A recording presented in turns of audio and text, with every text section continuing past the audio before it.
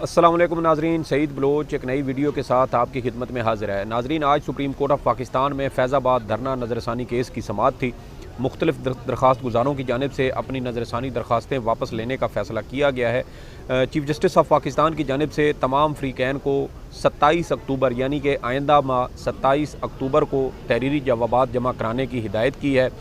जबकि 1 नवंबर को इस केस की दोबारा समाअत होगी। इस केस की समाअत 1 नवंबर को क्यों रखी गई है, इससे पहले क्यों नहीं की गई, इसके ऊपर भी बात करेंगे। फिर एक और अहम नुक्ता है जिसके ऊपर हम बात करेंगे कि नवाज़ शरीफ का बयानिया सुप्रीम कोर्ट ऑफ पाकिस्तान से निकलेगा। इसके अलावा एक और अहम नुक्ता कि आज केस की समाअत के दौरान कुछ मशकूक अफराद को सुप्रीम कोर्ट ऑफ पाकिस्तान के कमरा अदालत नंबर 1 में देखा गया, उसके ऊपर भी बातचीत करेंगे। जबकि जो सहाफ़ी हैं इमरान रियाज़ खान, उसके मामले पर जब आज केस की समाअत के दौरान सुप्रीम कोर्ट में उनका तज़किरा हुआ तो उसके ऊपर चीफ जस्टिस ऑफ पाकिस्तान की जानिब से मुकम्मल खामोशी इख्तियार की गई और इस मामले को नज़रअंदाज किया गया। ये क्या वजूहात थी, इसके पीछे क्या रीज़निंग थी, वो भी आपके साथ शेयर करेंगे। तो आगाज़ करते हैं कि आज सुप्रीम कोर्ट ऑफ पाकिस्तान में फैज़ाबाद धरना केस की समाअत के दौरान कुछ मशकूक अफराद को देखा गया। ये अफराद साबिक आमिर जनरल रिटायर्ड परवेज़ मुशर्रफ की कानूनी टीम का हिस्सा भी रहे और ये रिटायर्ड फ़ौजी हजरात थे जिनको आज सुप्रीम कोर्ट के कमरा अदालत नंबर 1 में देखा गया और ये केस की कार्रवाई के दौरान वहाँ पर मौजूद थे। तमाम तर कार्रवाई इन्होंने खुद देखी, ऑब्ज़र्व की और उसके बाद जब केस की समाअत ख़त्म हुई तो ये तमाम अफराद वहाँ से रवाना हो गए। काफ़ी अहम केस था क्योंकि इसमें साबिक DGI जनरल रिटायर्ड फैज़ हमीद साहब के ऊपर भी इल्ज़ाम आ रहा है कि वो मुबैना तौर पर 2017 के फैज़ाबाद धरने के मास्टरमाइंड थे और उसके करता धरता थे। और इसी हवाले से आज केस की समाअत के दौरान चीफ जस्टिस काजी फ़ाइज़ ईसा साहब बार बार इस्तफ़सार करते रहे, लेकिन किसी दरख्वास्त गुजार ने उनकी इस कॉल के ऊपर लब्बैक नहीं कहा और इस तरह अभी तो ये मामला टल गया है। 1 नवंबर को इस केस की दोबारा समाअत होगी और उसमें मुमकिन तौर पर कुछ ड्रामाई किस्म की पेशरफ्त भी सामने आ सकती है। दूसरा अहम मामला जो आज हमने कमरा अदालत नंबर 1 में ऑब्ज़र्व किया वो ये था कि केस की समाअत के दौरान बेंच में शामिल जस्टिस अतर मिनल्ला की जानिब से सीनियर सहाफ़ी और एंकर इमरान रियाज़ खान का जब जिक्र किया गया तो उसके ऊपर चीफ जस्टिस ऑफ पाकिस्तान की जानिब से मुकम्मल खामोशी इख्तियार की गई या उस मामले को नज़रअंदाज करने की कोशिश की गई। आज केस की समाअत के दौरान जस्टिस अतर मिनल्ला की जानिब से ये रिमार्क्स दिए गए और उन्होंने कहा कि 2 दिन पहले अखबारात में एक सहाफ़ी को हरासा करने की तस्वीर छपी हैं, जो बहुत अहम मामला है। लेकिन इस ज़िक्र के ऊपर जब इमरान रियाज़ खान साहब का ज़िक्र हुआ तो उसके ऊपर चीफ जस्टिस काजी फ़ाइज़ ईसा मुकम्मल खामोश रहे और उनकी जानिब से किसी किस्म का कोई रद्द अमल नहीं दिया गया, कोई ऑब्ज़रवेशन नहीं दी गई। चीफ जस्टिस काजी फ़ाइज़ ईसा साहब आज़ादी सहाफ़त और आज़ादी इज़हार राय के अलमबरदार समझे जाते हैं। वो मुख्तलिफ़ मौक़े पर इसका ज़िक्र भी कर चुके हैं, अपने बयानात और स्टेटमेंट भी जारी कर चुके हैं। हमारे पास 2 साल पहले जब उनको दावत दी गई थी press association of supreme court में तो उन्होंने उस हल्फ बर्दारी की तकरीब में मुकम्मल तौर पर अपना जो उनका जो बयान था या उनकी जो तकरीर थी वो आज़ादी सहाफ़त और उसकी ज़िम्मेदारियों से मुतल्लिक थी। लेकिन आज जब केस की समाअत के दौरान सीनियर सहाफ़ी और एंकर इमरान रियाज़ खान का जिक्र आया तो उसके ऊपर चीफ जस्टिस पाकिस्तान मुकम्मल तौर पर खामोश रहे। उनकी जानिब से किसी किस्म की कोई राय, कोई ऑब्ज़रवेशन, कोई ओपिनियन या कोई रिमार्क्स नहीं दिए गए। जबकि माजी में हमने देखा है कि चीफ जस्टिस काजी फ़ाइज़ ईसा के हम ख्याल या उनकी तरफ झुकाव रखने वाले यूट्यूबर्स के साथ जब उनके कुछ वाक़यात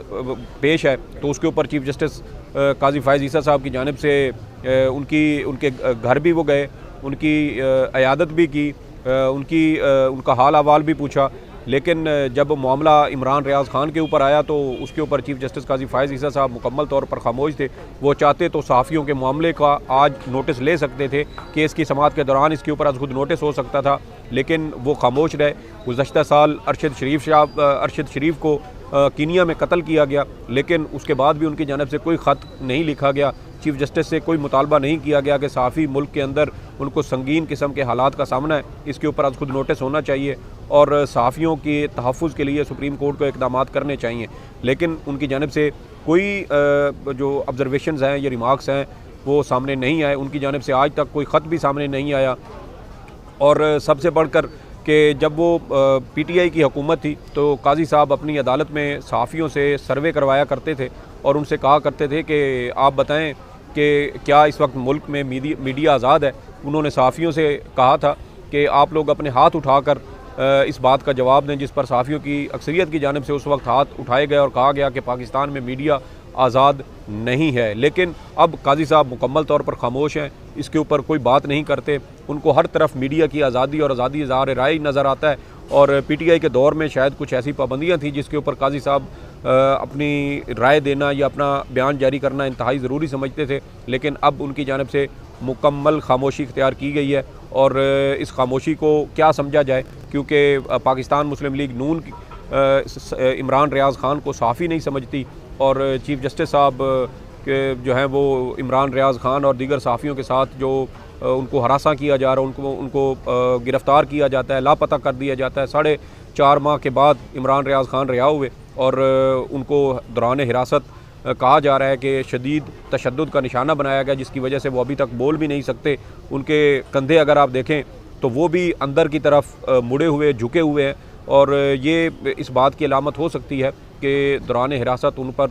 शदीद किस्म का तशद्दुद और टार्चर किया गया हो। लेकिन चीफ़ जस्टिस साहब मुकम्मल तौर पर मुतमईन है। उनके नज़दीक शायद इस वक्त पाकिस्तान में मीडिया ही सबसे ज़्यादा आज़ाद है और जितनी आज़ादी शायद आज मीडिया को है, इतनी शायद पाकिस्तान की तारीख़ में कभी नहीं थी। बहरहाल देखना है, हमारा मकसद आवाज़ उठाना है, हम आवाज़ उठाते रहेंगे और उम्मीद है कि एक दिन चीफ़ जस्टिस काजी फ़ाइज़ ईसा साहब अपने माजी के जो उनका कॉल है, उनके जो उनकी स्टेटमेंट रही हैं, जो बयानात रहे, उनका जो मौक़िफ़ राय रही है, उसके ऊपर वो गौर करेंगे और मौजूदा दौर में सहाफ़ियों के साथ जो जुल्म और ज़्यादती हो रही है उसके ऊपर भी वो यकीनन नोटिस लेते हुए कार्रवाई करेंगे और सहाफ़ियों को तहफ़्फ़ुज़ फ़राहम करेंगे। अब तीसरा और सबसे अहम नुक्ता कि क्या नवाज़ शरीफ साहब को बयानिया सुप्रीम कोर्ट से मिलेगा, ये एक बहुत अहम सवाल है और मेरे ख़्याल में इस सवाल का जवाब है हाँ। सुप्रीम कोर्ट ऑफ पाकिस्तान ही साबिक़ वज़ीर-ए-आज़म नवाज़ शरीफ को सियासी बयानिया फ़राहम करेगी। इसका मैं आपको एक छोटा सा जो वाक़या वो सुनाता हूँ। 1 जुलाई 2018 को साबिक़ चीफ़ जस्टिस मियाँ साकिब निसार साहब ने रावलपिंडी में ज़च्चा बच्चा अस्पताल का दौरा किया। इस मौका पर जो साबिक़ मेंबर कौमी असम्बली और साबिक़ वफाकी वज़ीर दाखिला हैं शेख रशीद साहब, वो भी वहाँ पर पहुँचे और वहाँ पर जब वो उस जगह का दौरा कर रहे थे तो उनसे सवाल किया गया कि कहा जा रहा है कि आज आपने पाकिस्तान तहरीक इंसाफ की सियासी मुहिम का बाकायदा आगाज़ कर दिया है, जिस पर उस वक्त के चीफ़ जस्टिस मियाँ साकिब निसार साहब ने जवाब दिया कि मैंने किसी सियासी जमात की जो इंतखाबी मुहिम है उसका आगाज़ नहीं किया, मैं बतौर चीफ़ जस्टिस इस जगह का विज़िट करने के लिए आया हूँ। अब यही सूरत हाल हम इस जो फैज़ाबाद धरना केस है इसमें देखते हैं। पहली बात तो ये कि पाकिस्तान तहरीक इंसाफ से निकाले गए मेंबर कौमी असम्बली फैसल वावडा साहब ने एक टीवी प्रोग्राम में कहा कि जब काजी फ़ाइज़ ईसा साहब चीफ़ जस्टिस पाकिस्तान बनेंगे तो वो फैज़ाबाद धरने केस को समाअत के लिए मुकर्रर करेंगे। फिर हमने देखा कि जैसे ही चीफ़ जस्टिस काजी फ़ाइज़ ईसा साहब अपने ओहदे पर आए, चीफ़ जस्टिस ऑफ पाकिस्तान के ओहदे पर, तो उनकी जानिब से फैज़ाबाद धरना केस मुकर्रर किया गया। फिर अब नवाज़ शरीफ साहब आइंदा माह 21 अक्टूबर को पाकिस्तान वापस आने का उन्होंने ऐलान किया है, जबकि सुप्रीम कोर्ट में केस की समाअत 1 नवंबर को होगी। यानी कि जब नवाज़ शरीफ साहब पाकिस्तान आ जाएंगे उसके तकरीबन 1 हफ़्ते के बाद सुप्रीम कोर्ट में इस केस की समाअत होनी है और उस समाअत के बाद मुमकिन तौर पर नवाज़ शरीफ साहब का वो बयानिया जिसको वो बार बार उसका तज़किरा करते हैं लेकिन वो दबाव में आ जाते हैं, उनकी पार्टी वो दबाव बर्दाश्त नहीं कर पाती और फिर वो अपने बयान से मुकर जाते हैं और उसके ऊपर उससे यू टर्न ले लेते हैं। आज भी केस की समाअत के दौरान हमने देखा कि चीफ़ जस्टिस साहब बार बार तमाम फ़रीक़ैन को कह रहे थे कि कौन सी वो शख्सियत या वो अथॉरिटी है जिसने आपको ये दरख्वास्तें वापस लेने का हुक्म दिया है। 2019 में आपको हुक्म दिया गया कि आप नज़रसानी दरख्वास्त दायर करें और आज आपने किसी के कहने पर यह नज़रसानी दरख्वास्तें वापस लेने का फ़ैसला किया है, तो उसके बारे में अदालत को बताएं। अदालत आपको सुनना चाहती है। उन्होंने कुरानी आयात का हवाला दिया, तरगीब दी, हिम्मत बढ़ाने की कोशिश की, लेकिन जो फ़रीक़ैन के वकला थे उनकी जानिब से इसके ऊपर कोई रद्द अमल नहीं दिया गया, जिसके बाद चीफ़ जस्टिस की जानिब से इस केस का फ़ैसला, इस केस की समाअत 1 नवंबर तक मुलतवी की गई है। बज़ाहिर चीफ़ जस्टिस साहब इस उम्मीद में है कि कोई शख्स या कोई फ़रीक आगे बढ़े और अदालत को एक बार किसी ख़ास शख्सियत जो कि मुमकिन तौर पर जनरल रिटायर्ड फैज़ हमीद साहब हो सकते हैं, उनका नाम ले और उसके बाद फिर सुप्रीम कोर्ट जाने और जनरल फैज़ साहब जाने और मुस्लिम लीग नून का बयानिया जाने। तो अब ये जो 1 महीने से ज़ायद का टाइम दिया गया इस केस की समाअत के दौरान, इतना असूली तौर पर बनता नहीं था। अगर सुप्रीम कोर्ट ने फ्री कैन से जवाब ही तलब करते थे तो 1 हफ़्ता 10 दिन या 2 हफ़्ते के बाद इस केस को बासानी समाअत के लिए मुकर्रर किया जा सकता था। ये कोई खसूसी बेंच नहीं था बल्कि रेगुलर बेंच था जिसके सामने ये केस समाअत के लिए मुकर्रर हुआ। तो कोई ज़्यादा इसमें मुश्किल नहीं थी। इस केस को हफ़्ता 10 दिन के अंदर दोबारा फ़िक्स किया जा सकता था, लेकिन 1 माह से ज़ायद अरसा इसलिए शायद इसमें इल्तवा इसका किया गया है ताकि इस दौरान साबिक़ वज़ीर-ए-आज़म मियां नवाज़ शरीफ साहब वापस आ जाएंगे। वो अदालतों में जाएंगे, वहाँ से मुमकिन तौर पे उनको ज़मानत भी हो जाएगी, क्योंकि पाकिस्तान मुस्लिम लीग नून के रहनुमाओं का ये दावा है कि नवाज़ शरीफ साहब जब वापस आएंगे तो वो जेल नहीं जाएंगे, उनको अदालतों से ज़मानत मिल जाएगी। अदालतों ने उनको यकीन दहानी कराई है कि नवाज़ शरीफ साहब के साथ इंसाफ होगा। तो ये जब उनके अपने रहनुमा इस तरह के बयानात दे रहे हैं तो फिर यकीनी तौर पे उनका कहीं ना कहीं कोई ऐसी बातचीत हो चुकी है जिसकी बुनियाद पर वो ये दावे कर रहे हैं कि नवाज़ शरीफ साहब पाकिस्तान आएंगे तो वो जेल नहीं जाएंगे और उनको अदालतों से इंसाफ मिल जाएगा। और जैसे ही नवाज़ शरीफ साहब मुमकिन तौर पे उनको ज़मानतें मिलेंगी तो उसके बाद साथ ही सुप्रीम कोर्ट में फैज़ाबाद धरना केस की समाअत होगी और इस समाअत से मुमकिन तौर पर साबिक़ DGISI जनरल रिटायर्ड फैज़ हमीद साहब के ख़िलाफ़ किसी किस्म की कार्रवाई का भी इम्कान रद्द नहीं किया जा सकता। आज सुप्रीम कोर्ट ऑफ पाकिस्तान की जानिब से फैज़ाबाद धरना केस का फैज़ाबाद धरने का जो मुआहदा हुआ था वफाकी हुकूमत के दरमियान और TLP के दरमियान, उस मुआहदे को भी रिकॉर्ड पर लाने की हिदायत की गई है। तो ये देखें ना, अब चीज़ें सारी अगर आप जोड़ें तो उससे साफ़ तौर पर ये नज़र आता है कि शायद मुस्लिम लीग नून और नवाज़ शरीफ साहब का बयानिया यहीं सुप्रीम कोर्ट से ही निकलेगा और सुप्रीम कोर्ट से ही उनको उनके बयानिए को जला बख्शी जाएगी। जैसे इल्ज़ाम साकिब निसार साहब के ऊपर लगता था, उन्होंने तो कोई इंतखाबी मुहिम का आगाज़ नहीं किया था, लेकिन अब तो सुप्रीम कोर्ट से चीज़ें नज़र आ रही हैं कि वो सारी जो है वो तमाम मामलात जो है वो इसी सुप्रीम कोर्ट से ही निकलेंगे। अब 2017 नवंबर 2017 में वो मुआहदा किया गया सुप्रीम कोर्ट में, ये अज़ खुद नोटिस बाद में हुआ, फ़ैसला 6 फरवरी 2019 को आया। अगर सुप्रीम कोर्ट चाहती तो उस वक्त भी ये मुआहदा रिकॉर्ड पर ला सकती थी, अदालती रिकॉर्ड का हिस्सा बना सकती थी। अगर उस वक्त वो रिकॉर्ड का हिस्सा नहीं बनाया गया तो फिर नज़र-ए-सानी में उसको रिकॉर्ड का हिस्सा क्यों बनाया जा रहा है और इतनी अहम ज़रूरत उसकी क्यों पेश आई है कि सुप्रीम कोर्ट नज़र-ए-सानी में उस केस को समाअत के लिए उस मुआहदे को रिकॉर्ड का हिस्सा बनाना चाहती है। उसकी वजह यह है कि उस मुआहदे के ऊपर जनरल फैज़ हमीद के दस्तखत मौजूद हैं, वफाकी वज़रा के दस्तखत मौजूद हैं, TLP के रहनुमाओं के भी दस्तखत मौजूद हैं। तो मेरे ख़्याल में इस मुआहदे को रिकॉर्ड पर लाकर जनरल फैज़ हमीद के ख़िलाफ़ मुमकिन तौर पर शिकंजा जो है वो टाइट किया जा सकता है। उनके गिर्द जब शिकंजा टाइट होगा तो